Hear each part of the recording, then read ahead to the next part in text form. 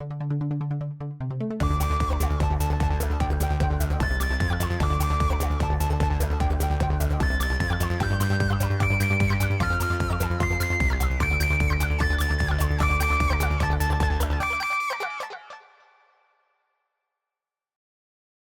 replacement. The writers decide that the show isn't scary enough, so they add in a second Xander. We open with the gang sitting in Xander's basement, watching kung fu movies, and we get a little insight into Xander's home life when his parents come home and fight upstairs. Buffy isn't paying attention because she's studying, which Riley even points out is weird, and I thought that was going to go somewhere, but it doesn't. And when she does start paying attention to the movie, she starts dissecting the fighting, stating they're doing it all wrong. She says the guy should have taken out the big opponent first, then gone after the little ones, which is the opposite of what you should do in real life. Okay. You want to take out the small ones first so you have less overall opponents, you have less directions to be paying attention to from, worrying about attacks coming from them. I don't know. Just makes more sense. I didn't realize you were an expert. I played a lot of Halo. You take out the little grunts first. Everybody goes after the elites, but the elites are the hardest to take out. You're going to be taking shots from every direction. Take out the small ones first. You've got less overall targets, less fire coming at you. Please leave a comment letting us know your thoughts. It just makes sense. When Buffy points out that the others would be doing the same if the movie was about their specialties, like Willow and witchcraft, Xander says, yeah, nobody would use a cauldron, but then we cut to a demon doing witchcraft with a cauldron and his black light teeth. It reminded me of Geordi from Identity Crisis. And he is magically forging a weapon which he says he will use to kill the Slayer. The gang goes with Xander to check out an apartment, and it is even bigger than Buffy's dorm room was. Anya is very happy with it, but Xander's life isn't together enough for him to afford it. So I questioned why they went there. I would think they would know what the cost was before checking it out. He and Anya have a big argument in front of everyone else, including the agent, and Anya storms off. And Xander goes ahead and fills out the application. And he did mention that she has her own place, so I wondered why he doesn't just move in with her. At the magic shop, Giles is going through a box of miscellaneous curses when he is accosted by the demon, who says he is looking for the Slayer. I like Giles' immediate attempts to ward him off. And I know you're going to hate this reference, but it reminded me of the Mummy. Oh, jeez. Okay, well, you were right. He pulls out a Horgon and smacks the demon with it, but then gets smacked aside himself, and the demon leaves. Later, they learn that the demon's name is Toth, and he's very focused and doesn't rely on hand-to-hand combat. And Giles says the demon had a distinct smell to it, so they head to the dump at night for some reason. Yeah, which is another weird instance of it taking the gang many hours to perform a simple task. And they find Spike scavenging for stuff for his crypt. When Giles asks if he's seen the demon, Spike points it out coming up behind them. And the demon starts firing magic shots out of his magic stick. And when Xander knocks Buffy out of the way, he gets hit. The demon leaves, and when they help Xander up and lead him away, they somehow don't notice another Xander that they leave behind. Trash Xander wakes up the next day, and when he goes back to his basement, he sees the other Xander, freaks out, and says he needs to go call Buffy. He goes to a payphone, and his other self walks right by him. And for some reason, when Buffy picks up, he doesn't tell her what's going on, and just hangs up. What a smart character. Buffy's prepping to fight Toth, and Riley's not a huge fan, because he's worried about her. And then Dawn pops up, mocking them for making out. The two of them bicker like 12-year-olds. That's pretty much the scene. In his crypt, Spike dresses a mannequin to look like a live woman, and at first I assumed it was a sex thing, but then he kicks it and mentions the Slayer. It was still a weird thing to do. Very. Meanwhile, Elder Xander is on the construction site, and he is called to the office since the job is winding down, and is surprisingly given an offer of a full-time job. Trash Xander watches from a window and sees other Xander shining a coin in the foreman's eyes. So he assumes it's some sort of magic hypnosis. And when he falls off the makeshift stool he was using, somehow the others don't hear him. They're on a construction site. I guess. All right. I mean, I would think if you hear stuff falling right outside the window, you'd be like, hey, what the hell was that? Acceptable collateral.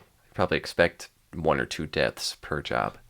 I mean, I guess if they're hiring Xander, then yeah, that's probably true. That night, Trash Xander follows other Xander to the apartment. So it's been a whole day, and he still hasn't talked to anyone, or presumably gone home. So I wondered what he's been eating, where he's been going to the bathroom, etc. They were on a construction site. You can do both of those things there.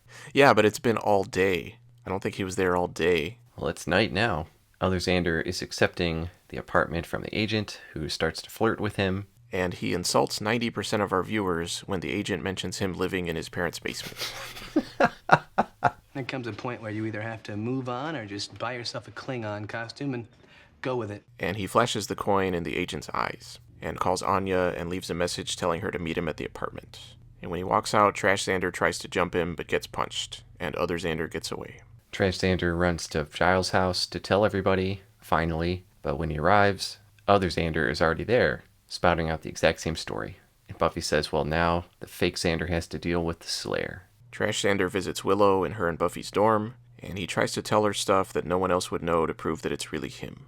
And because she was not at Giles' house, initially, she has no idea what he's talking about. When he says, I can prove I'm the real Xander, she says, okay, why would that be weird? And I like how every time a character tries to prove who they are in this episode, they always say things that the other characters wouldn't know anyway. I thought that was funny. He tells Willow what happened, and about other Xander talking to the rest of the gang. Both parties suspect that the fake Xander is actually Toth, and Trash Xander is sad because he is useless, and everyone is treating other Xander like a better version of him. And he says, well, might as well just let him be me. Then he remembers Anya and goes to meet her at the new apartment.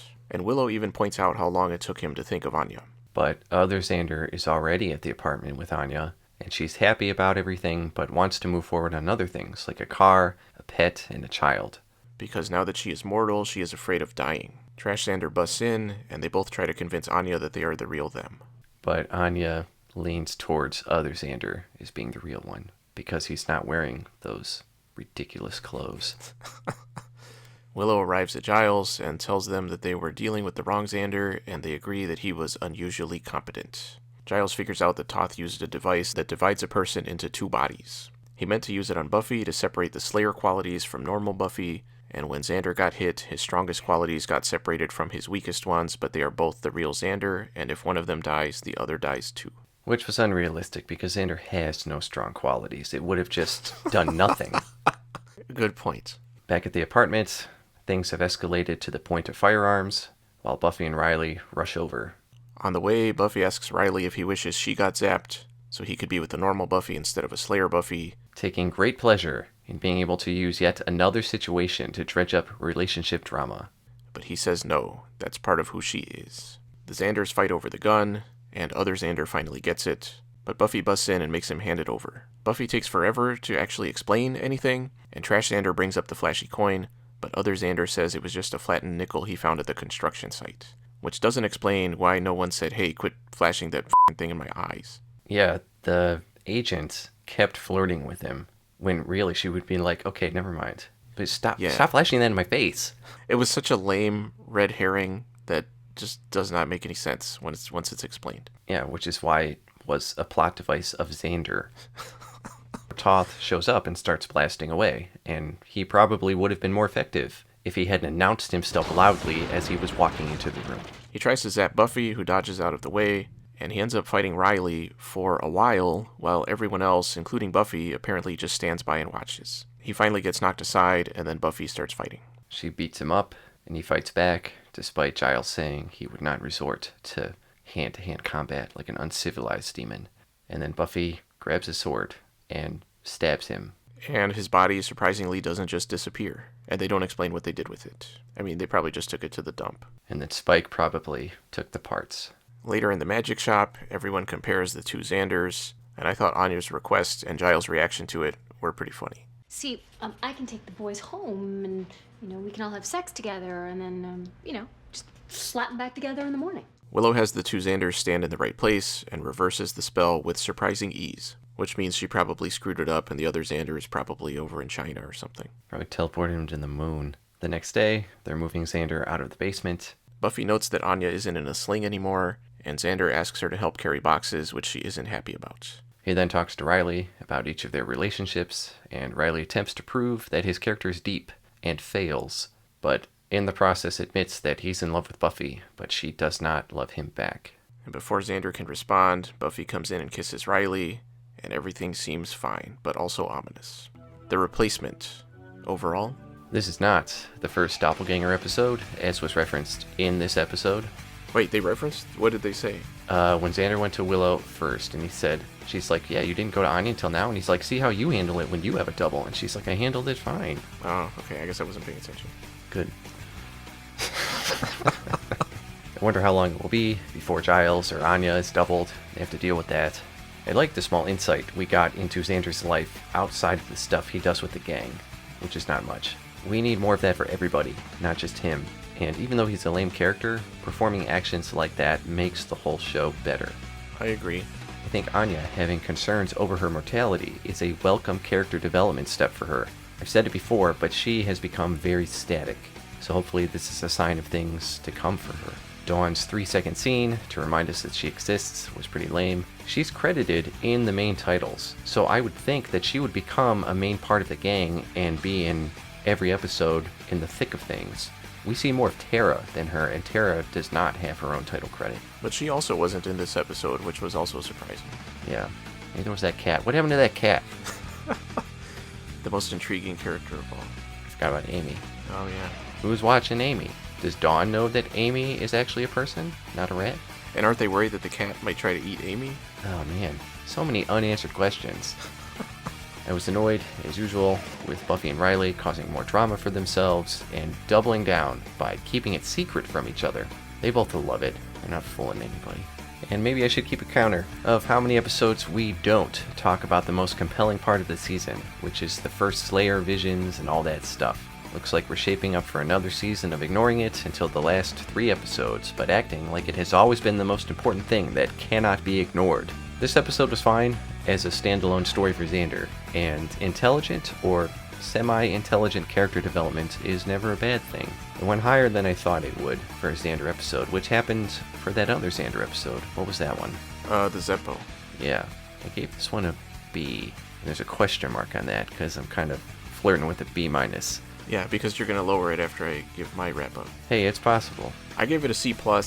Like you said, it was yet another Xander episode dealing with his insecurities. At least he actually tends to be less annoying in those episodes, although I still don't like him.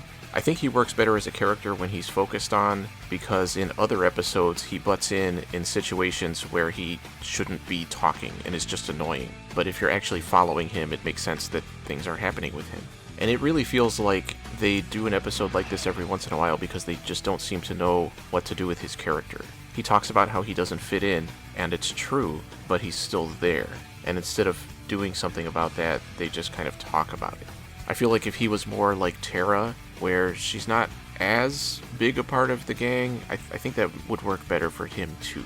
Dawn, as you said, barely got any screen time in this episode, which felt especially weird after how much focus she had in the previous episode. And was disappointing, because we got, like you said, no advancement on anything there. I thought Toth looked cool, but he was basically just there as an excuse for the whole Xander thing. Why did it take him so long to show up again to try and hit Buffy? Yeah, I wondered why he was looking for her at the magic shop in the first place. And Xander kind of took charge of the dump, shoving people out of the way. Did he think Xander was the Slayer, or did he know that Buffy was the Slayer? Maybe the thing had to recharge, his magic stick or whatever. No, because when he showed up at the apartment later, he fired multiple shots. Yeah, but I mean, he fired multiple shots the first time too. So maybe he did think Xander was his Slayer, and he had hit him, and he was like, good, I'm done. But then why wouldn't he stick around to kill the weaker one? It's too many just assumptions we're supposed to make about things. How did he brush his teeth?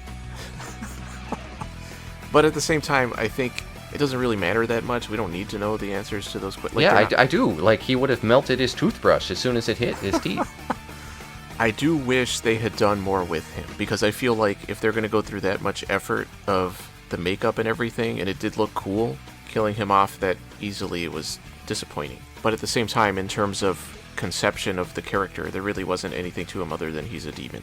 I kind of wish he had gotten away, but that there had been some kind of other aspect to him, so that when he comes back it would be more interesting. Maybe he would try something else next time. And I was also kind of annoyed that the writers feel obligated to stick in the relationship drama between Buffy and whoever she's with all the time. Feels like it's like required in their contract or something. But the way the episode ended with Riley's comment makes me wonder what that's about, because it came out of nowhere and was weird, and I'm probably thinking about it too much No, you're not. They're in a good spot with their relationship, so we need to throw in something out of nowhere so they're not. No, well, that's what I mean, because I'm wondering if there's something behind that, but there probably isn't. It's probably just the writers saying, oh, crap, yeah, we need to throw in some more drama, and then just, making something up on the spot like they usually do. So that's disappointing, but yeah, as a standalone episode, it was fine. I didn't think it was as good as a lot of other standalone episodes. It felt like it was supposed to be really funny with the two Xanders, and there were some funny moments, but none of them really involved the two Xanders. I thought they did a better job with Willow's doppelganger, and I thought they did a better job with Xander in the Zeppo. And I still like Giles and Anya more than the rest of the main cast, and they got the funnier moments, and I think that's part of why they're more enjoyable to watch. And yeah, Anya's whole character development thing is interesting, so we'll see where that goes. But overall, I thought it was just okay.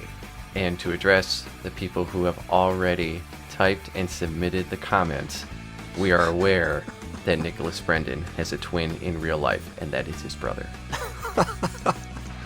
See, I wasn't even going to mention it just to see how many comments we could get. I wanted to put it right at the end, so they say, damn it, I already submitted that comment.